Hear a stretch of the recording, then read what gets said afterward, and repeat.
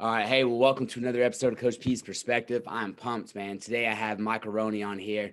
He is the founder, the CEO of Boston Scally, which we're going to talk about in a minute. But these are some of my favorite hats. And depending on where you live, they're called different names. On their website, they talk about that, scallies, flat caps. We call them apple caps where I was from.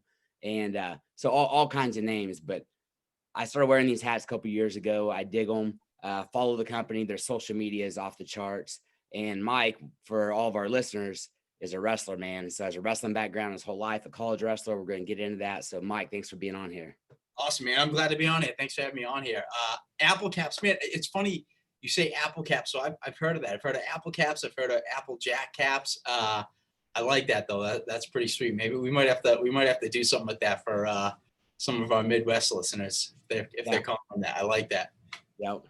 So yeah, I don't even know where I originally heard that, but that's what I used to wear them even back when I was in high school, and so that's what we would call them as apple caps. But That's awesome, man.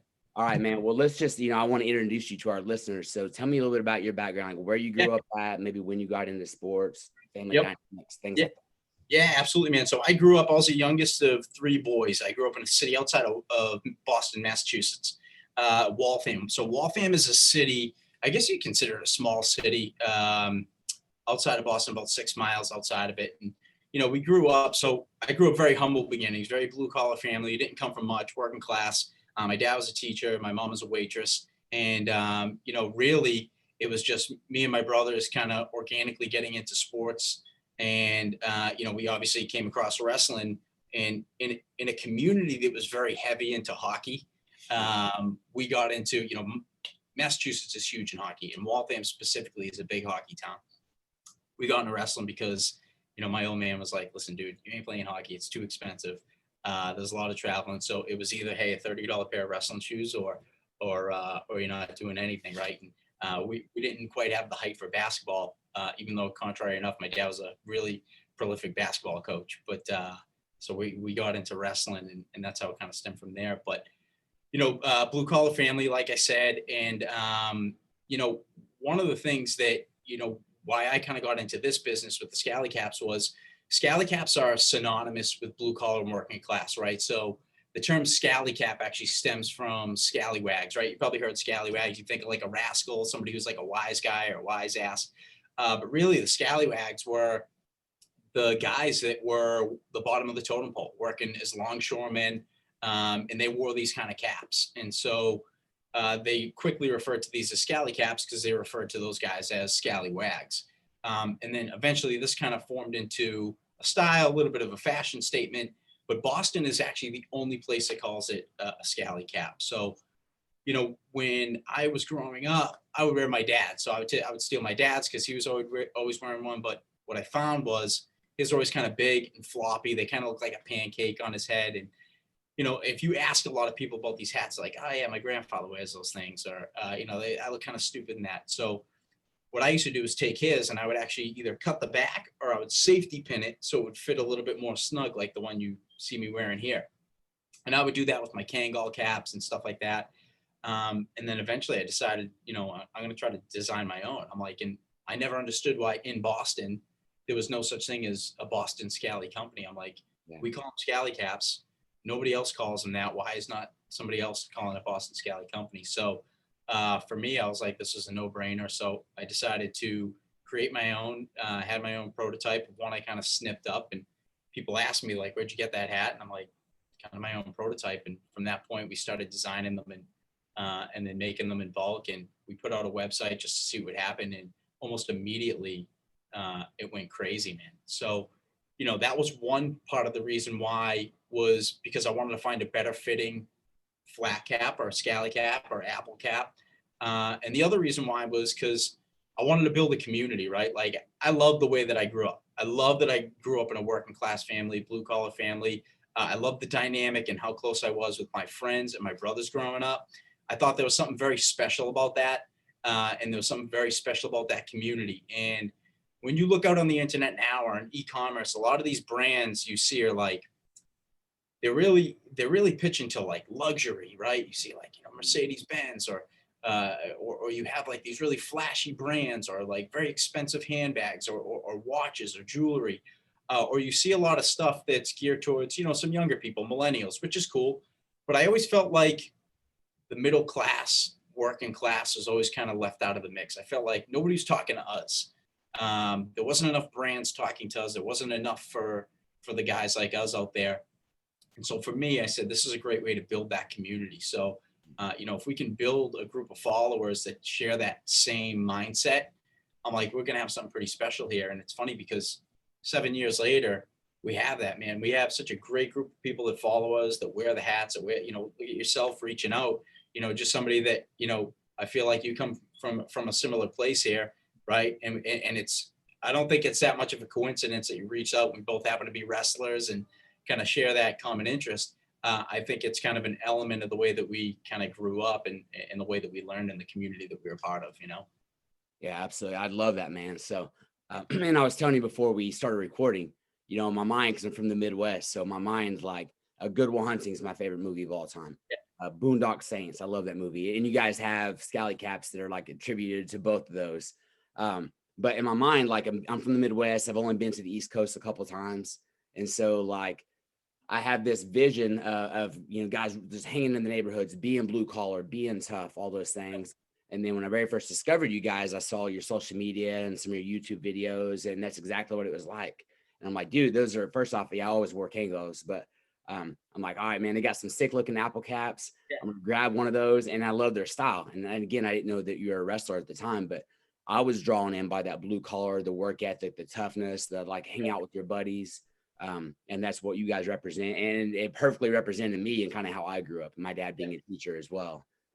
And it's funny because I think that's, and if you think about it, I think that's how most people kind of think, right? Like for me, it has like this down to earth feel, right? It's not like you're hiding behind some advertisements or something like that. And that's one of the reasons why, like in our ads and videos, it's me, it's my brothers, it's my friends. And we'll have people reach out every once in a while and be like, hey, I think I'd look good as a model on your site. And I'm like, hey, listen, I'm sure you'd look great. I'm like, but these are the people I know. Like, I want this to be as authentic as humanly possible. And I think consumers they're smarter than people think, right? Like they're seeing so much every single day. They know what's real and what's bullshit, right? And for me, it's so important to be authentic. And every cap that we put out, every advertisement that we put out, even every social media post, like before I put out any post, I'm looking at it and I'm going, this is authentic. Like, is what I'm saying something that I would really say? Is it really coming from my heart, from my brain? Like, is this what I really feel? Because if I'm putting something out there just to be like, oh, I want to just showcase a new hat and it doesn't feel authentic, I mean, I'm not going to put it out there. It's the brand is too valuable based on its authenticity that you can't do that. And I think consumers are smarter than that now. And I think they're looking for something like that. They want to not only buy something that they think looks cool or is a great fit, but something that they can be proud to be a part of, right? When they put that hat on, there's actually like a real meaning behind it. So, every single hat that we put up, that's why we have a name for it. That's why there's a story behind it, because we want you to actually feel that when you put it on, Yeah, culture is huge to me. And talking about, names real quick. I mean, so I'm a team guy. I mean, I'm an athlete and I'm brand loyal. I mean, when I find a brand I like I'm brand loyal. So yeah, like you said, I mean, because there's a story behind the names, because you guys are people like, for me, I can associate with, then all of a sudden, like I'm loyal. I'm like, I'm a Boston Scally dude. If I'm ever going to wear a Scally cap, that's the brand that's going to be, so that's my team essentially.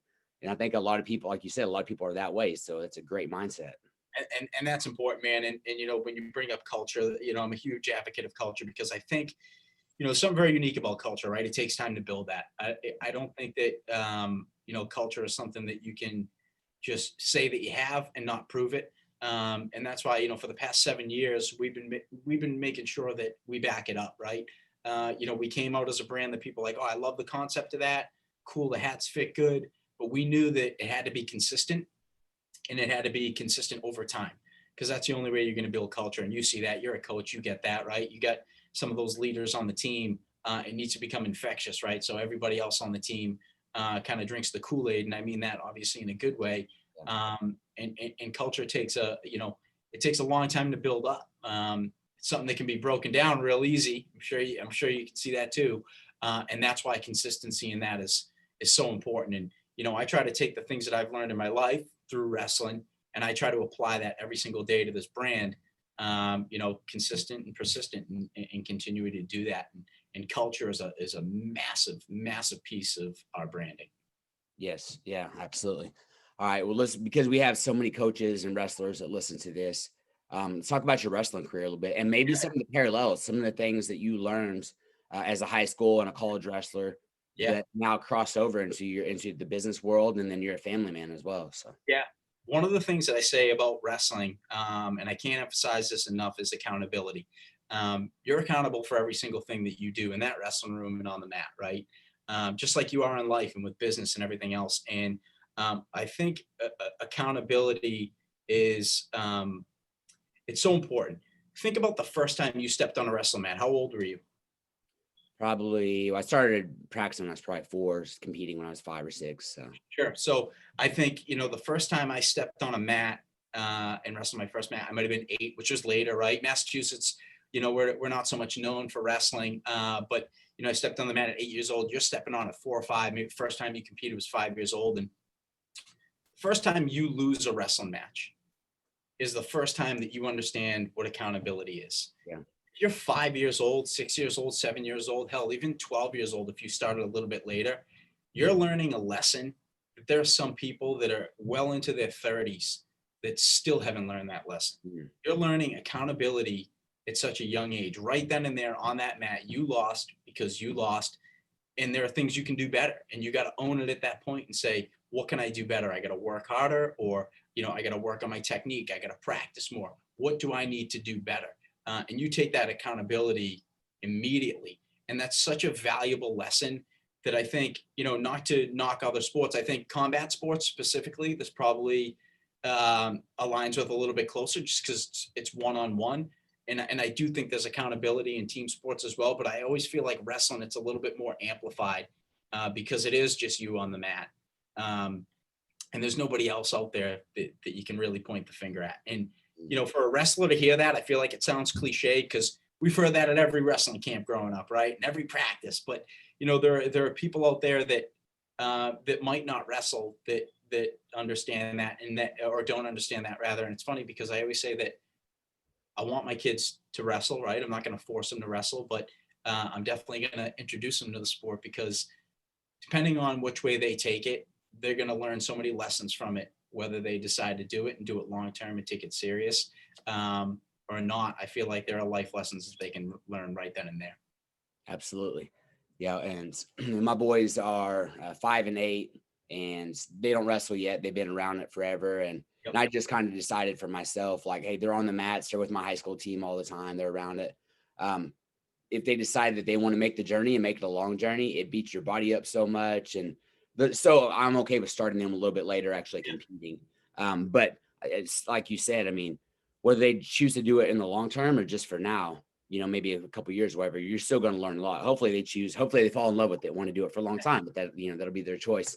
But it's so funny. Like even my father-in-law, who is 6'3", was a basketball player. He was like, yeah, I remember like I wrestled in middle school, and he was like, like we could wrestle and play basketball. And he's like, I did that. And he's like, I don't know anything about it, but he could tell me about all of his matches and how hard it was. And like, so even if you just wrestled a couple of times, you realize, like you said, the accountability, like, hey, I just got beat. Like that's on me. I can't blame it on, in football, we got 11 guys on the offense or 11 guys on the defense. I can't blame it on 10 other guys. Right. That was me. It's such a tough pill to swallow at first, right? It's one of those things where you lost it, and it's that acceptance. But it's funny that what that does long term is a beautiful thing. It builds character. And once you're able to do that and understand that failure is actually, it's just another step to help you get to success, right? Listen, if somebody's winning all the time when they're young and they're in youth or in their PE years, I mean, that's amazing, but is it really helping them, right? I think that there are times where you need to take that loss to learn what you got to do better. It's going to make you stronger. And you'll hear some of the best wrestlers in the world will tell you that some of their losses were probably the best things that ever happened for their career, both as a wrestler or outside of wrestling. And I find that so important. But yeah, man, wrestling was a big part of my life. I started what I would say is a little bit younger, but I watched my brother wrestling. And, for a year or so, it was just me watching him. So, you talk about your kids not quite competing yet, but I was watching, I was visualizing. By the time I stepped on a mat, I felt so comfortable with the sport, and I knew I wanted to do it, and I knew that I loved it. And from that point, I became obsessed.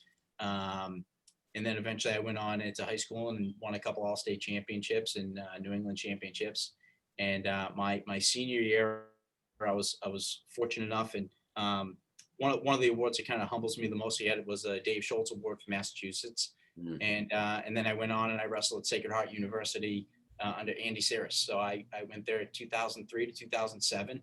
I was a 25 and 33 pounder.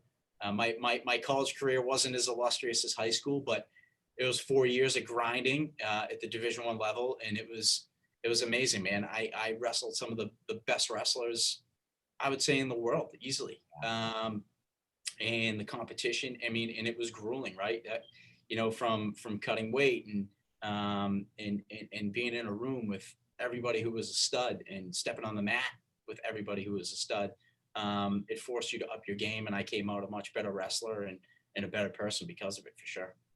Yeah, it's one thing people don't realize. Like, there's a jump, middle school to high school, and then high school to college, especially that jump. And in high school, like, you're lucky, and I don't want to talk to you about that in a minute with Ken Lacrosse, but in high school, you're lucky, like, if you got a couple other studs that you can work out with in the room. But you get in college, and every single practice partner is legit. Every practice partner is good. And I send a lot of guys to wrestle in college, and you have this mindset, and you need to have this mindset, like, you're either going to get broke or you're going to get better. And I promise you, there are days that you're going to get broken. If not, you're working out with the right dudes, but there are days that you're going to get broken. And then from that, you quit or you get better, and those who can grind it out and stick, they get better and better. And then, man, your mindset has to shift so that it literally affects everything that you do for the rest of your life. And it doesn't mean that everything else is easy, but it affects it in a good way. Yeah, that's for sure. It's funny you talk about competition too. I remember in high school, New England's gotten a lot better over the years, for sure, in terms of competition. But a lot of us would travel outside of New England and find competition, whether we were going down to PA or Jersey, and you go down there in the summertime for tournaments, get your butt whipped, or you going to AAUs, or you were going out to some national tournaments. It was like you saw what was out there, and there was exposure in a good way, right? You saw what you needed to do. You're like, man, these guys in Jersey are doing this, or these guys in Iowa and the Midwest are doing this. What are we not doing here? How can we get better? But yeah, man, it is a complete mind shift. Once when you're in that room and you step up that competition around you. Yeah. All right. So I know we had talked about this a little bit previously, but so Ken Lacrosse was helping out at Harvard, and then while you're in high school, you got to work out. So for those who don't know, Ken Lacrosse, an Olympian, he's from Mustang, Oklahoma, wrestling for Oklahoma State. The dude is a legend. I mean, he has his own, we talked about this, he has his own wrestling shoes, the Atastar Adidas wrestling shoes. That's what I wrestled in a couple years in college. And he was like an idol of mine growing up. So tell me about working out with Ken Lacrosse. Dude, it was awesome. So there was it was called Cross of Gold, right? It was once a week through the summer. And I would train with him going into my junior year and going into my senior year. So 2 summers I got the opportunity to do. And what was cool about it, Kendall was similar in size. So I would drill with him quite a bit. I was his test dummy quite a bit. I got to send you after. There was a local newspaper article back in the day where, dude, he taught me the best inside trip. Oh yeah. Nobody could do an inside trip like this, dude, as far as I'm concerned. But I actually have it. It was in the newspaper, and it's Kendall Cross inside tripping me, and I'm sitting there falling to my back. But what's funny, a lot of people had no idea who his Kendall Cross was when they saw it in the local paper, and they're like, "Hey, who's whipping your ass?" And on the front page of the paper, I'm like, Olympic gold medalist, dude. Yeah. So I trained with him a couple summers. Great guy, and so we had the opportunity to do that. There was a dad, a town over, who, because I think at the time Kendall was also working at Morgan Stanley. I could be wrong. Don't quote me on that. Now I got to look it up. I believe he's working at Morgan Stanley, and he was also helping out at Harvard. And one of the dads, I believe, worked with him or was associated with him in some way through Morgan Stanley, and was able to set this this camp up, or this club up rather. And so once a week he would come in. And so, it started probably around like, it'd be like from May to like September, October. And we'd have the opportunity to work out with them. And it was a very small club. I think there was only maybe a dozen kids, maybe more, maybe 20 in this thing. And we had the opportunity to have like a really intimate club with them and kind of pick his brain on things, really drill with him, drill it down for a couple of hours, which is great exposure, man. I some of the technique that I was able to learn from Kendall was amazing. And he's just a great guy to boot, super cool. And it was fun. It was before my New England Finals match. One of the coolest things was he was there. He came up to me. I don't know if he'll remember this or not. I don't even know if he'll remember me at this point. It's so long ago, 2003. He came up to me before my finals match. I was warming up, and he came over to wish me good luck and kind of give me a quick little, 2-second pep talk. And I remember walking on the mat being like, dude, that was one of the coolest things, man. Yes. Kendall Cross pepping me up before my New England Finals match. I'll never forget it. But it's cool, man. I still follow him now, and he's I think he's in New Jersey now. Because he's got his club there, and I know he's training with Chamizo and those guys. Yeah. But he's I think at Edge in Hoboken. I think he's still over there. But yeah, man, it was great, man. Great experience, and I learned a ton from him. Just really slick technique. Gumby. Yeah. Gumby was the nickname. Yeah, and it's funny because Kendall is like, and because he is Gumby, he's so flexible, and then he's a technical whiz. He's a master. But he was like, Ben Askren is kind of like the king of funk. Even the word funk is associated with Ben Askren, but Kendall was like funk before Ben Askren. Oh yeah. It was funny because like you would drill with Kendall, and like you're in high school, and I'm drilling with him, and I'm thinking I'm getting in deep on him or something. I'm like, man, did I just get in? And you're questioning. You're like, he just let me. Then you're like, well, did I? And you'd be in there, and he was just so smooth and calm. And that was one of the things I noticed about his style when you would wrestle with him. He was so calm, man. Never seemed flustered. He was just real slick, real smooth. And like you said, he was Ben before Ben in a sense with that funk. A lot of rolls, a lot of cool funky moves. Very technical though. And man, he was such a great technician and super fun to watch. Kendall was really fun to watch, man. Even if you watch some of his old clips, just a really athletic guy all around, which I think made him a little bit different, right? Like you knew there's something different about his style, which is really cool. Yeah, I'm glad that you said that about him coming over and giving that little pep talk too, because sometimes people don't realize the impact they can make just in a couple seconds. And so I remember I was a senior in high school. I was in the finals of a big tournament. And Doug Blueball, who's from Oklahoma, he's an Olympic champion, long time ago. Olympic champion comes in. My dad knew him. They're talking, and I'm up next, right? And I'm warming up, getting ready to walk on the mat. And Doug Blueball walks over, puts his arm around me, starts talking to me, and he talks to me about nerves. And he just says like, "Hey, you nervous, son?" And I'm like, "Yes." And now I'm really nervous because Olympic champion's talking to me, and he's like, "That's good." He's like, "That means you love the sport, man. You have passion for it." He's like, "If you ever don't have butterflies, then you lost your passion. So you just use that." And I remember walked out and I wrestled great, but same as you, like walking on the mat, like that's like one of the coolest things ever. I was like thinking about that more than my match at that time almost. It's it, man. It's huge, especially at that young age. And, the wrestling world's small, right? I think that, we probably know that after years of being in it and watching it, but it's a relatively small world, man. You have access to some of the best guys in the world. Like if you play basketball, baseball, any of these other sports, it's not like you're coming across, Mark McGuire every day or LeBron or whatever, right? It's in the wrestling world, like chances are you've probably met Dan Gable a couple of times, right? And it's like, you've met all these guys or come across them or know people. I mean, like there's 1 or 0 degrees to separation. And, you have that access to these guys, which is crazy. And that's what's so beautiful about the wrestling world. It's like, they're right there. And it's like, it's pretty amazing that some of the greatest guys in the sports are guys that you've probably come across, you probably drilled with at one point, maybe, you know what I mean? It's like, it's unbelievable. I look back and I'm like, the fact that I had a chance to train with Kendall for that short period of time, I'm like, dude, that's nuts. You got to train with a gold medal, a legend in the sport for 2 summers. I'm like, that's insane. In any other sport, that's not happening. Yeah. It's funny that you mentioned nerves, man. Jeff Blatnick, was friends with Andy Saris. Andy was my coach in college. Mhm. And Jeff would come in the room every once in a while. He would pop in. And I remember him telling us a story about nerves, just about like being nervous. And he used to say that he would imagine the scoreboard above the mat, like, in the finals match, the big scoreboard. Mhm. He would actually, in the back of his mind, hope that it would fall on the mat, and they would have to cancel the match. Yeah. Is how nervous he would get. And I remember I'm like, man, because I used to think I was like, I knew everybody got nervous. I'm like, man, there'd be sometimes I'd be so nervous I'd have cotton mouth. I'd be like, man, I'm like, we're really gonna do this. We're doing this now. Like, you get so nervous, man. And there's nothing like, I don't know if there's anything else in my life where I would get the nerves like I did, even after wrestling hundreds of matches in my life. It's like, you still get these nerves. And I remember after hearing that, it made me understand like how healthy that actually was, how good it actually was. Like, you need to have that, right? You need to keep a little bit of that edge. You need those nerves. It means you care, it means you're passionate about it.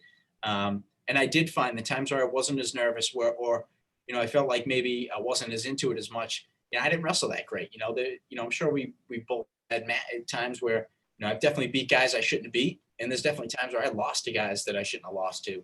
And I think it's all about like that mindset before, and having the right amount of nerves before you go into a match. All that stuff's so important.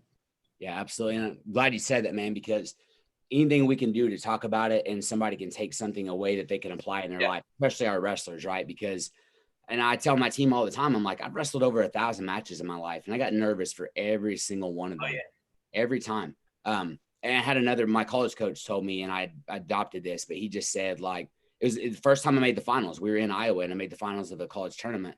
And he said, same thing, warm me up. He's like shaking my arms out, and he's like, you nervous? And I said, yeah. And he's like, that's good. He's like, that's just, that's warrior mode.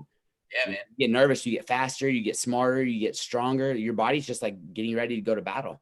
And all of a sudden, like you said, you realize, hey, there's a healthy side to nerves, because sometimes we get nervous and then we freak out about being nervous. Yeah. Like, oh man, I'm not ready. Now I feel even more scared, even so that I would like want the scoreboard to fall. Like that's a great story, man.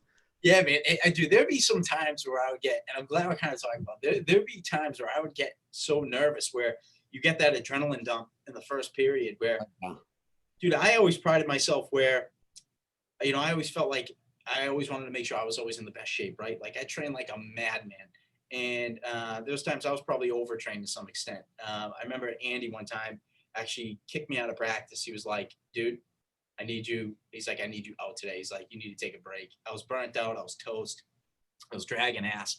But what was happening, there was sometimes I would get so nervous. I get that adrenaline dump in the first period. And I was like, after the first period, I was sucking wind, man. I was gassed.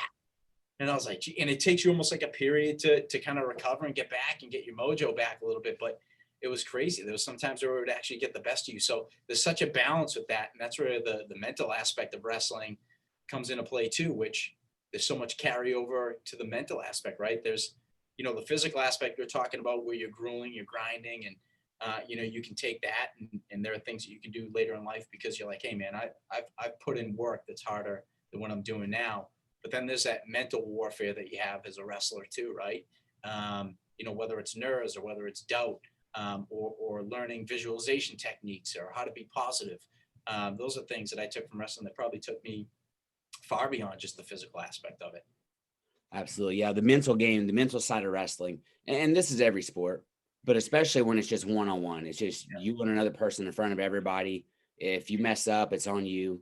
Yeah. The mental side of wrestling is so huge. And you literally, and it's something, and I'm a mindset coach as well for wrestling mindset, but it's something that a lot of times we don't teach. Like, oh, just get tougher, and like, oh no, like we need a few strategies to be able to work through it because it's a real thing. Like you said, the fear and the doubt and all these things. So we need visualization. We need to learn some of these strategies to deal with it and realize like, hey, it's a real thing. You can't just tough through it. And I guess maybe some people can, but they have probably picked up strategies along the way that allow them to be tougher mentally, to be more solid mentally, to deal with nerves. Dude, that adrenaline dump is huge.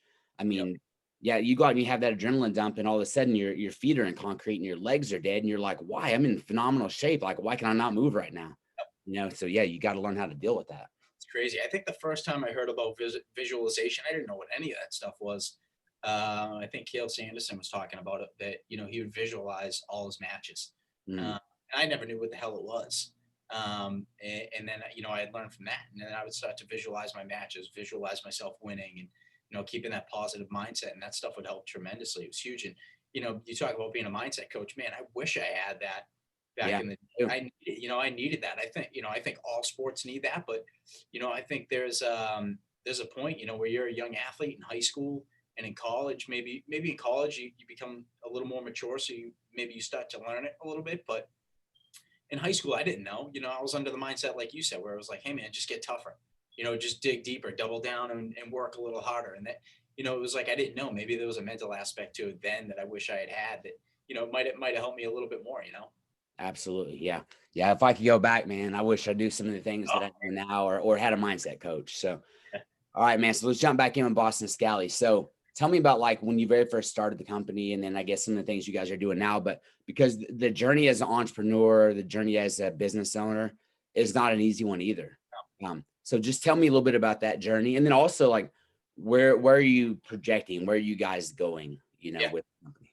Yeah. So, I think one of the biggest aspects is a lot of it's on you, right? As an entrepreneur, I think a lot of us know that is that there's a lot of unknown. And, when I first took this on, for me, it was like, hey, man, this is a cool side hustle. I'm gonna do this as like a side thing. This is something that will kind of help me build this culture and this community. And then it grew over time. A lot of people didn't know, but I worked a full-time job for the majority of the time that I've actually been at Boston Scally, and raising a family at the same time. And since I started Boston Scally, we got our third kid on the way, and like I said, I was working at selling medical devices at Stryker for years, and so you're carrying a lot of different hats, right? You're doing a lot of different things, and then it gets to a point where you got to make the decision where it's like, hey, do I believe in this business? And I made that decision where I believe in this, and I'm like, hey, man, I'm going to take this thing to the moon, and this is what it's going to be. It's going to be all in on Boston Scally. So once I made that decision, I was wearing the hat of, the CEO, the CFO, the inventory manager, and things like that. So, we quickly realized at the beginning that we had something. So we knew that we had to start to bring some people on. We had to bring in, a warehouse and a third-party logistics company to help us with the picking and the packing, in order to help us fuel our growth. So for me, because I do believe in the company, the way I picture this is, you see a company. Are you familiar with Vineyard Vines at all? Yeah. Okay, so Vineyard Vines is great brand. A little more. We're the blue. I would say we are, in my mind, I'm like, we are the blue collar working class version of what Vineyard Vines would be. Where Vineyard Vines might be like the preppy, kind of uppity version. For us, the future that I see in this brand is, Scally caps are always going to be the heart and soul of this company for sure, right? That's 90% of what we do. But then I want to start to get into, I look at it as like a lifestyle brand, and that's where I want to start to get into more things with apparel, bags, accessories, stuff like that, where, you have a good, durable, tough duffel bag, or one that you can bring to work or travel with. And, apparel that also signifies the blue collar working class. Yeah. I like that. And, so one of the things that I like about Scally caps, and you say this in one of your YouTube videos, or maybe it was one of your posts I read, but with like the Scally cap, like you can wear it with anything. Yep. And I thought about this when you're saying Vineyard Vines, because they're more like just like mad expensive, or you think like somebody could wear in a suit and tie. But so if I have on some, like right now, like I'm wearing like what I coach in, or like what I teach PE, right? So I got like some sweatpants on or some joggers on and like a hoodie. I can throw a Scally cap on with this and it looks good. But I could also take my wife out on a date and dress up a little bit, in some nicer jeans and a sweater or whatever, and a Scally cap, and it looks good. You could dress it up, you could dress it down. And then of course you guys have a huge selection. So you have Scallies that you could wear that are like really, really, I'm doing air quotations for those who are just listening on the podcast, but really nice ones. And you have some you can work out in. Yep. You guys have the mix. But right now, for anybody who ends up watching this on YouTube, I mean, like, I know that's one of you guys, you got to zip up, right now you got a jacket on, you guys got some jackets. And so I'm excited for you guys as you get more into those things, because like I said, I think a lot of people are like me and they're brand loyal. So it's like, dude, I'm looking at the hats and I see like, oh, look at that Boston Scally t-shirt, or look at that jacket, or look at that bag. Like that's my brand. So I want to be able to rep that brand, you know what I'm saying? And buy those things. So I think that's a great idea. And I love to hear the mindset of entrepreneurs. Yeah, man. And that's one of the other things too, is that, I think that it's, it's funny. I was listening to one of your podcasts, but also, Coach Ryan, and he talks about Yeah. positive infinity. And I think as an entrepreneur, that's kind of a mindset that it's not kind of, it is a mindset that you need to have, because there are struggles, there are things that you're going to come across, and you need to have a positive mindset through all of it. I think part of being an entrepreneur is really what you are as a problem solver, right? You're an opportunity creator, but you're a problem solver, because, you're kind of piecing this thing together as you go. You can have a plan, right? You can have a plan just like you do for wrestling, right? You're going to train or do whatever, but until you step on the mat, really, it doesn't matter. Like, you have to be able to execute that. And there are things that are going to happen on the mat, just like that happen in business, that you're going to need to adapt on the fly. So I think the mindset of an entrepreneur is, you need to have that kind of personality where there's going to be problems that you need to solve. Not, it's funny. You hear this a lot of the times too, is a lot of people say being an entrepreneur is you're a firefighter. You're constantly putting out fires. And that's part of the gig. And there are times where, I'll look at when we have issues, right? I talked to you about how, we had some shipping issues during the holiday because of USPS. And that was one of those situations where the delays were pretty substantial. And I looked at it and I was like, hey man, this is when you got to look at yourself in the mirror and go, hey, I'm going to double down on me and what I know and who I am and my mindset. And we're going to push through this, because I know at the end of this, the best part about having a problem like this is the business is going to be stronger because of it. Yeah. And we're going to be able to implement things into the business that could maybe avoid this in the future. So, for me, I kind of thrive and I get excited about coming on the other side of that, because I know that I'm like, man, that we just went to war, but we came out on the other side and now we're stronger because of it. Let's continue on our growth path. And I think what's also exciting about this brand too is that the more and more people I see that, resonate with it, it gives me the opportunity to, to put more hats out there that resonate with people like, right? We're always asking for feedback. So again, as an entrepreneur, I think that you need feedback, right? I think that fuels what you do. I think constructive criticism is key. I think that you need to know that your ideas aren't always the best ideas, and that sometimes you need to tap into the best resources, and that's your customers. So I think one of the cool things that we do, and I think it's pretty unique, is that we ask our customers what they want. Boston Scally is a small team, right? And it's like, we could sit around a table all day and say, hey, I think somebody's going to like a hat that looks like this because it resonates with me and how I grew up. But let's, now that we have a big enough community that, that feels the same way, let's ask them what they want. So a lot of the hats that we come out with now, we're asking the fans, what do you guys want to see? And they're going to be like, hey man, I want to see more caps that, we want more plaid caps, more 8-panel caps that look like the Black Rose Peaky cap, but, we want one that's this color. Dude, we'll make prototypes, we'll show it to them. And if the fans dig it, we're going to put it out there. So I think that's a pretty unique aspect, because when we tell customers all the time, like, you guys are the brand, we truly mean that. Without their feedback and without their constructive criticism, whether it's positive or negative. And by the way, the positive's great, but the negative is the stuff that we focus on, because we always want to know, how can we get better? Mm-hmm. And I think every entrepreneur needs to know, how can you get better? You can always improve, man. You're never going to get it perfect. You're never going to get it 100% right. And the only people that can help you improve, other than, your willingness to listen to people, is, your fan base, the people that are supporting you, guys like you that love our hats. If you came to me and said, hey man, I love your hats, but here's a couple of ideas that I have that I think would improve it. How could we not listen to that? The blueprint is right there in front of us, and it's in our customers and our fan base.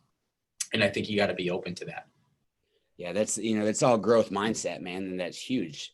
A lot of times people they shut down. And like you said, maybe there's a small group and then they're all coming up with the ideas. But, my show is Coach P's perspective. Yep. And I realize it's just my perspective. So I'm bringing people on to get outside perspectives. And as a coach, I'm trying to do that. I mean, I'm fortunate, man. We have 6 people on our coaching staff. Each of my coaches has their own personality, their own giftings. And I have to say, hey guys, here's your responsibilities. But then I turn them loose, man. I'll let them, because they can do a number of things better than I can do. And that's hard to do sometimes. Sometimes like you feel like whenever you're the founder, the CEO, or the head coach, like, man, like I want to control everything. And then you realize like you've just put a cap or a limit on what can happen with your organization. So let other people listen to those other perspectives, let other people help and use their gifts and abilities. And even further, now you guys, like you said, you also have fans of your brand, you have customers of your brand, and you're listening. And I know, I mean, on Instagram the other day, you guys put out a thing and said like, hey, give us some of your best ideas. What do you think about this, this, and this? And then you threw the ideas out there that people had. And I'm looking, I'm like, ooh, yeah. Like I'm like looking at their ideas. I'm like, ooh, I would love that hat. Yeah, that's great. So that's awesome. Names of the caps, all that stuff. But Yeah. you hit on such a good point too. Like, what you're doing as a head coach, right? Like you could look at yourself as like you're the man, you're the CEO of the team. But I think what the best CEOs and what I think the best entrepreneurs and the best managers or director positions are people that understand what makes each individual tick, right? I think my responsibility for this brand is to understand what makes our customers tick. What do they want to see? And I think as the owner of the company, the folks that work for us, is that what makes them tick. I think there's a fine line between managing the right way and managing somebody the wrong way. And I think you need to figure out what somebody's strengths are, and I think you need to double down on those. I think that I'm not a big fan on poking on somebody's weakness and try to make them get better at their weakness. Dude, if you got an unbelievable high crotch or an unbelievable outside single, dude, I want you to be the best in the world at that, right? And it's like, I feel like it's like, hey, man, if your double leg's not quite there, not that I'm saying we're not going to work on it, but we're going to go with your bread and butter and we're going to double down on that. We're going to make you the best in the world at that because that's what you're going to hit most of the time. And I think the same goes with running a business, right? Finding out what strengths are, doubling down on those, and that's how you manage some of those folks and having that mindset. Do what you do best, and what you don't do best, find somebody that can help you do it. And that's how I try to treat our business. I design these caps. I draw them on an 8.5 by 11 piece of paper. That's one of my favorite parts of doing this. I feel like I have an ability to do that. Inventory management, that's not my thing, man.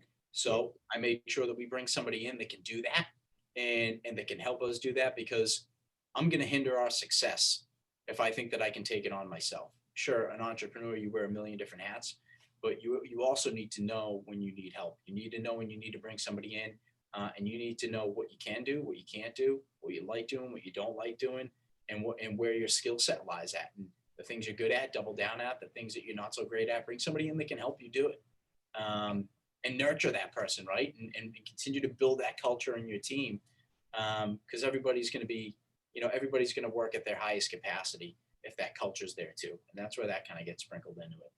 Absolutely. Man, what I love about this, and I say this probably every episode, but principles are principles. They apply everywhere once you know them.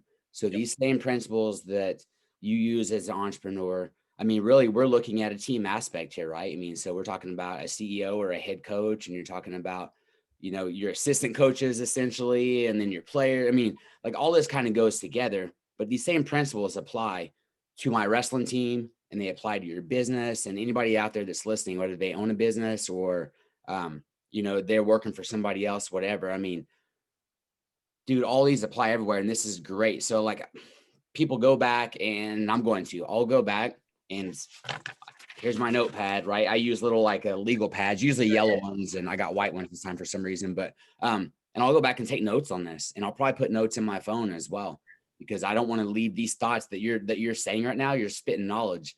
I don't want to leave these up to my brain because I'll forget.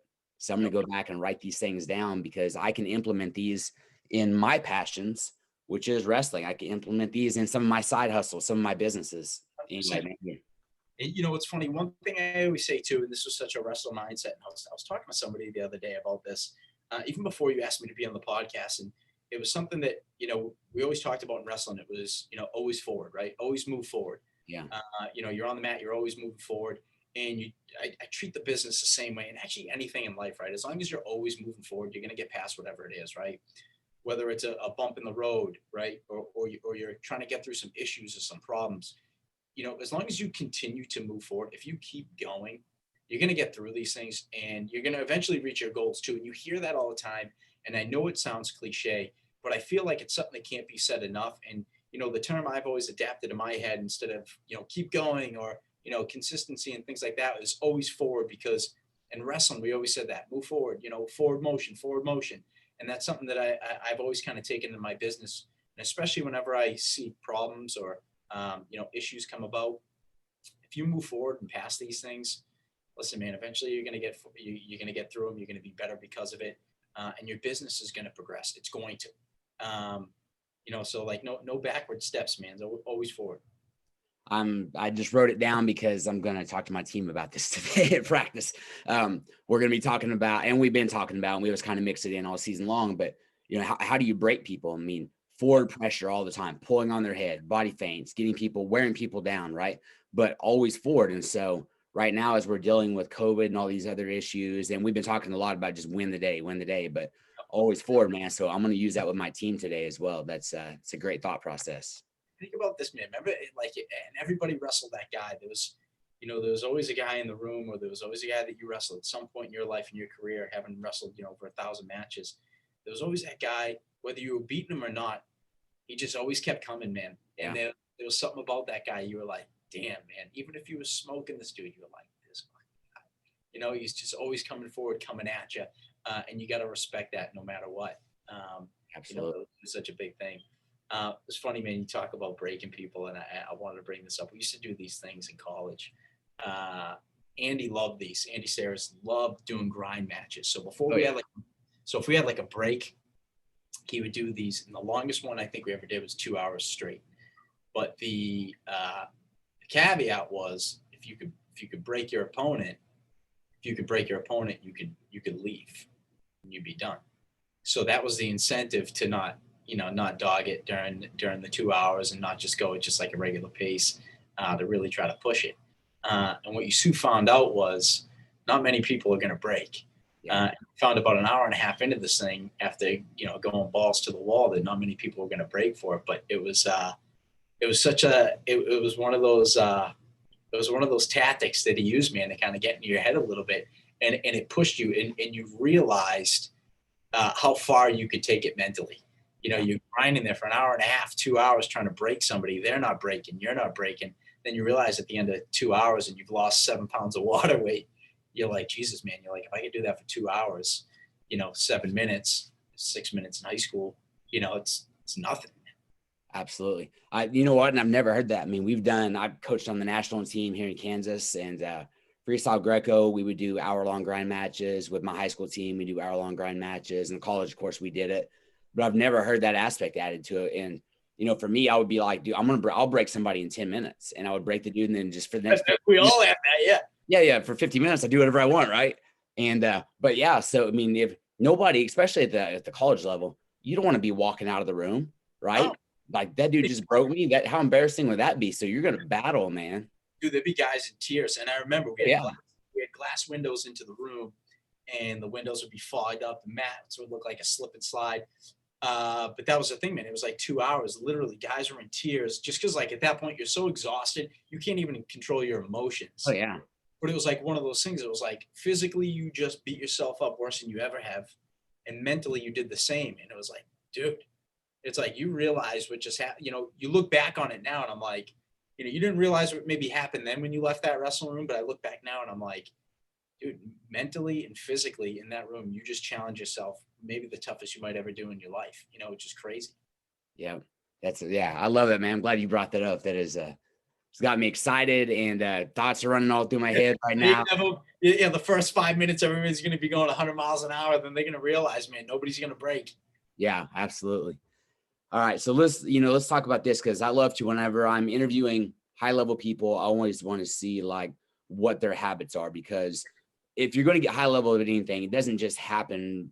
It's not happen chance, right? It's not just like literally, like, it's your systems that get you there. You have to have habits. For those who end up watching this on YouTube, like, you stay in great shape, man. Like, you're all muscled up. If we go and watch your videos, there's one of your scallies, the trainer, I think, you're out there like working out on the field, and you stay in good shape. So what are some of your non-negotiables in like your daily habits, whether that's drinking water or working out or reading or whatever?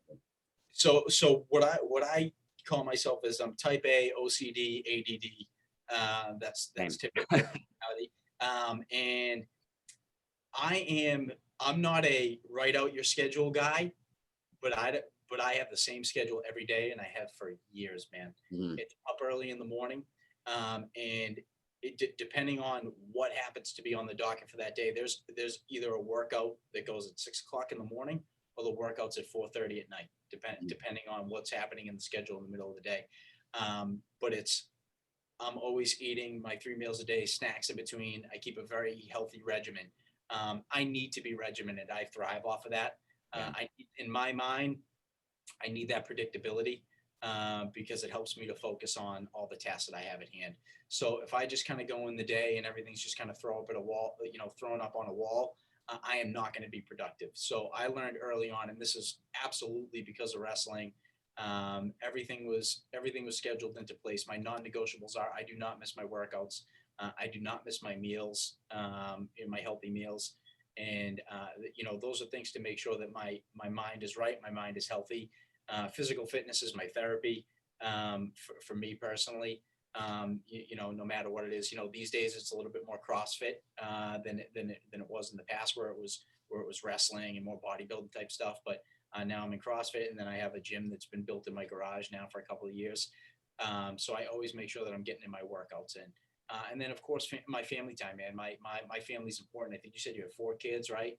Yeah. So that was one thing that was a big change for me, man. Was, family to me is always important, but once you have that first kid, things change, right? Priorities change quite a bit. I always made sure that my workouts are still a non-negotiable, because I know that when I get my workout in, I'm a better dad. I'm a better person. I'm more productive. So I know I'm going to be available for them mentally and physically, as long as I'm getting that in. So for me, that's been something that's always helped me to kind of fuel that schedule. But now with the kids is always making sure that I have time for those guys. So I got 2 maniac boys now. I don't know what the third one's going to be. And so, making sure that I always have time available for them. So, I keep my schedule pretty tight, earlier to the day, so that in the early evening, I can shut it down and be available for those guys. Yeah. We're the same person, man. Almost everything you said is like, that's exactly what's on my list. Those are the things that I have to do. I think there's a couple things though that happen with wrestlers, not to go too far off, but from the physical aspect, right? You have wrestlers that either become almost, I don't know, I guess we could say addicted to working out. And I mean, I think it's just because we've been doing it so long, it's been so much a part of our life that we kind of need it. Yeah. And or there are people that are so sick of it that they go the complete other way, man. They're like, Yep. dude, I am tired of eating healthy. I am tired of working out. I'm done with it. They still got the mindset, but I find that happens. But it's funny because you'll see a lot of these coaches, like especially college coaches. Those dudes they're still training like animals, man. Yeah.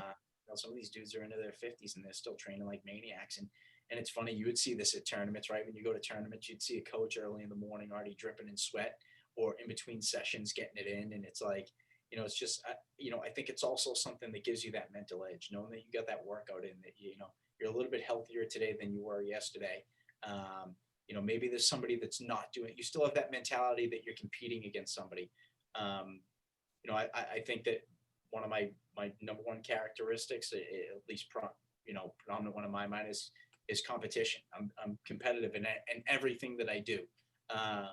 Mostly healthy. Sometimes it gets to the point where it's not so healthy, but I think everybody kind of has that balance. But you always feel like you're competing for something, and I feel like that with my business, that I'm competing for something, because if I'm not competing for it, then somebody's going to try to take away from me providing for my family, or me becoming a more successful business, whatever it is. So I treat everything as though it's a competition.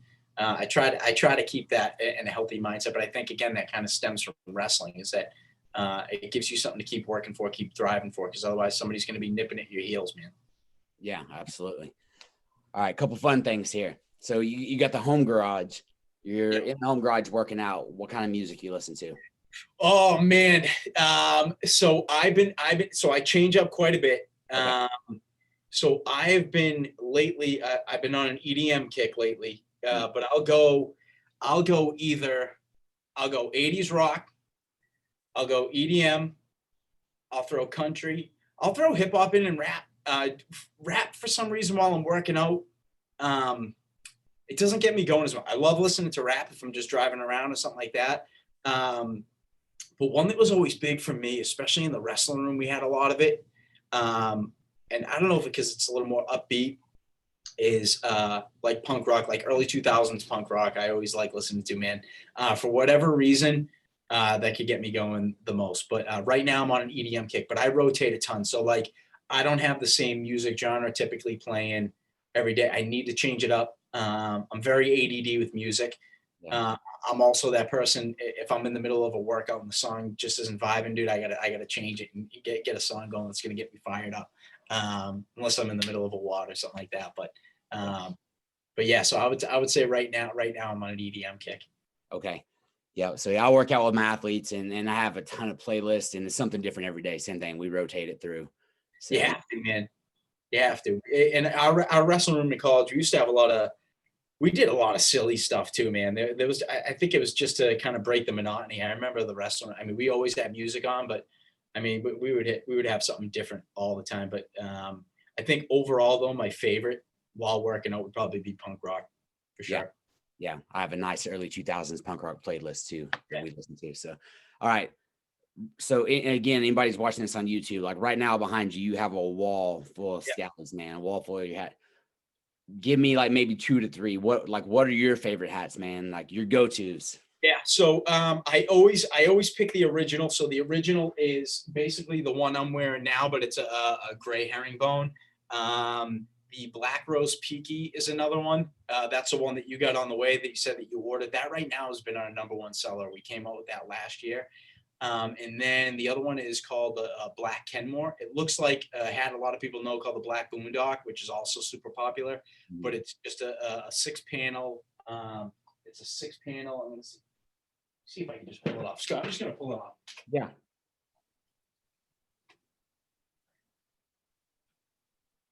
So this is our 6-panel right here. This is our 6-panel Kenmore. I love this one, man, because it's a little bit thicker for the wintertime and it's got a black leather brim underneath. And then this is our original, man. It's a single panel like what I'm wearing right now. Yeah.